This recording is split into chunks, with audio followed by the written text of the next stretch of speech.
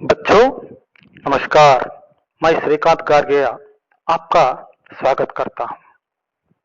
पाठ को देखने से पहले छात्रों के लिए सूचना है। बच्चों अपने पास पाठ्य पुस्तक रख लीजिए, पुस्तक खोलिए और इस पाठ के चित्र देखिए। चित्रों के आधार पर कल्पना कीजिए कि पाठ में क्या बताया गया होगा। दूसरा, पाठ पढ़िए, नए शब्द और वाक्य रेखांकित कीजिए। नए शब्दों और वाक्यों के बारे में मित्रों से चर्चा कीजिए। चौथा, नए शब्दों के अर्थ शब्दकोश में ढूंढिए। बच्चों अब हम राजा बदल गया कहानी पाठ को पढ़ेंगे। రాజా బదల్ గయా అనగా రాజుగారు మారిపోయారు। कहानी पाठ ఇది ఒక కథ। पहले सोचो बोलो चित्र को देखिए और चित्र के नीचे दिए गए प्रश्नों को पढ़िए।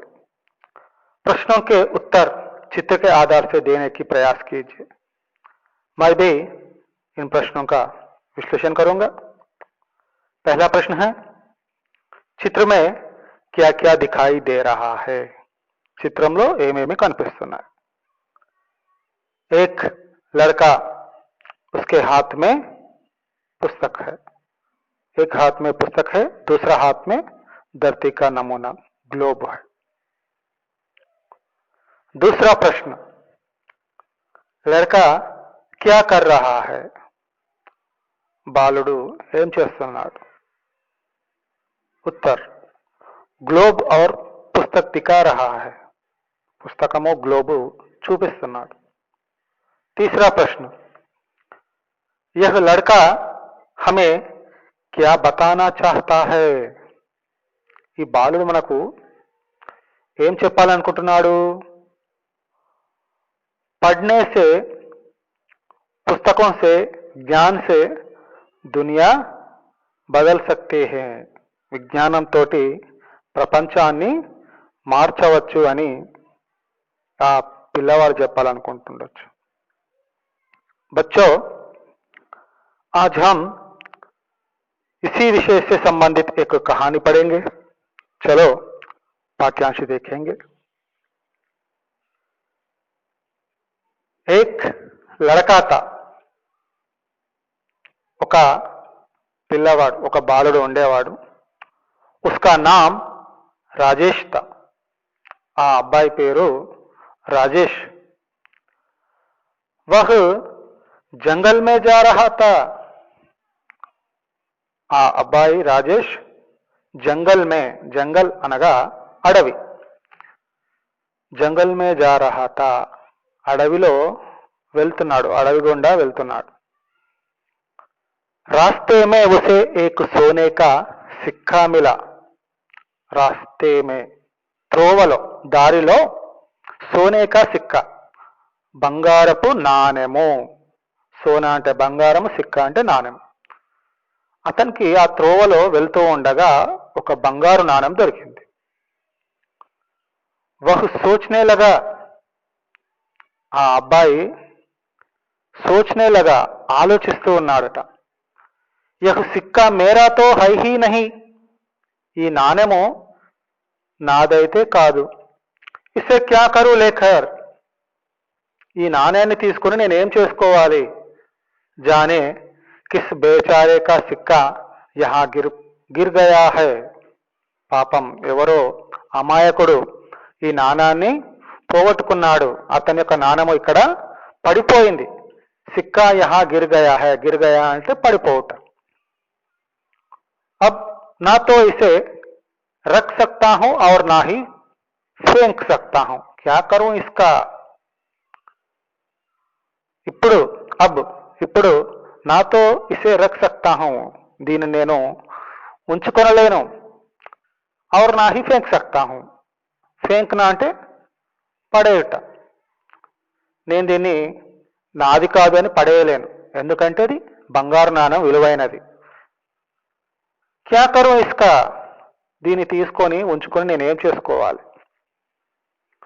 యహీ సబ్ సోచతే హుయే వహు ఆగే బడా చలా జా రహా థా. ఇదే విషయాన్ని ఆలోచిస్తూ సోచతే హుయే వహు ఆగే బడా, అతను ముందుకు నడుస్తా ఉన్నాడు. बढ़ चला जा रहा था.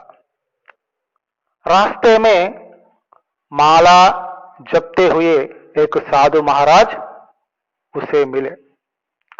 త్రోవలో చేతిలో మాల, జపమాలను త్రిప్పుతూ ఒక సాధు మహారాజ్ ఇతనికి కనిపించాడంట.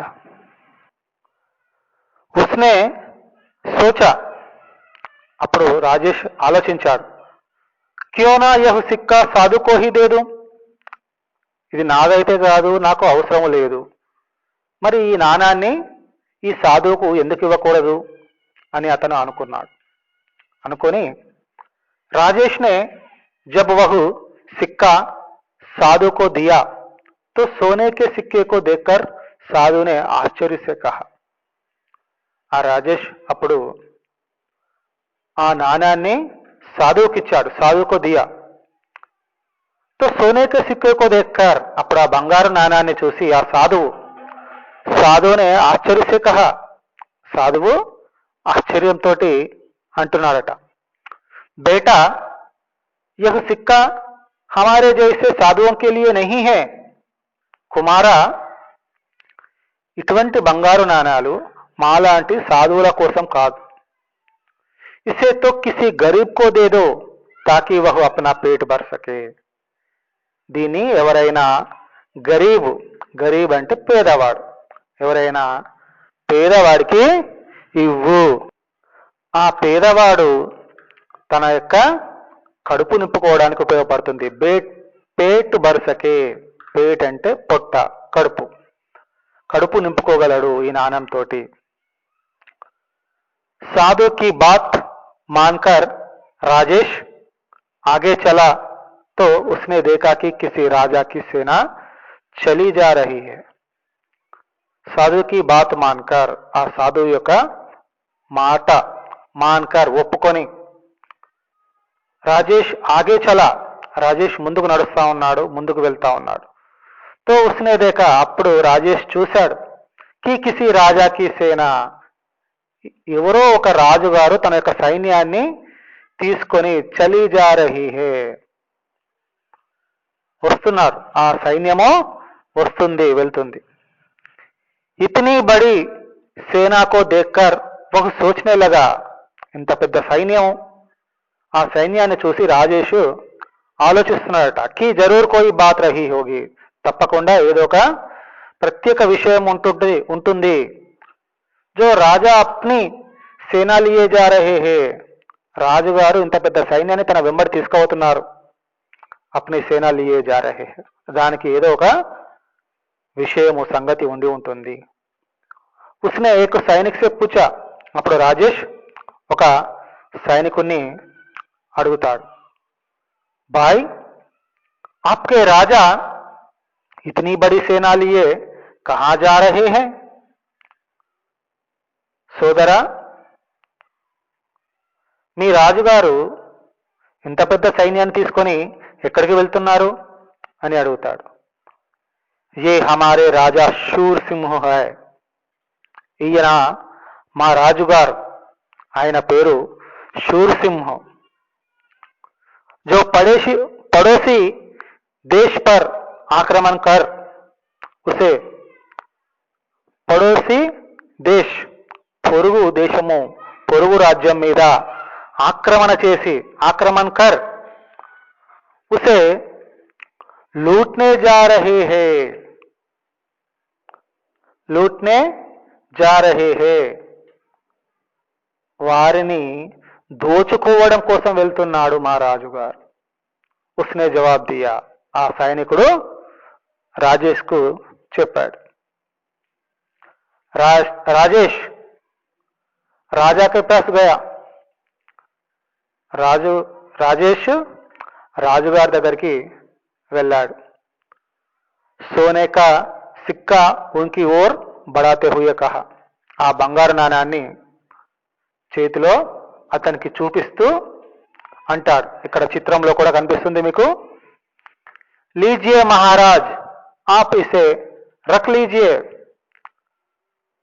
తీసుకోండి మహారాజా, మీరు దీన్ని ఉంచుకోండి, ఈ బంగారు నాణాన్ని మీరు తీసుకోండి అని అంటాడు. బేటా मुझे क्यों देना चाहते हो, राजा ने आश्चर्य के साथ पूछा. కుమార, నీవు నాకు ఎందుకు ఇవ్వాలనుకుంటున్నావు ఈ బంగారు నాణాన్ని అని ఆ రాజుగారు ఆశ్చర్యంతో అడుగుతాడు రాజేష్ని. महाराज एक साधु ने कहा था कि जो सबसे गरीब दिखे उसे यह सिक्का दे देना.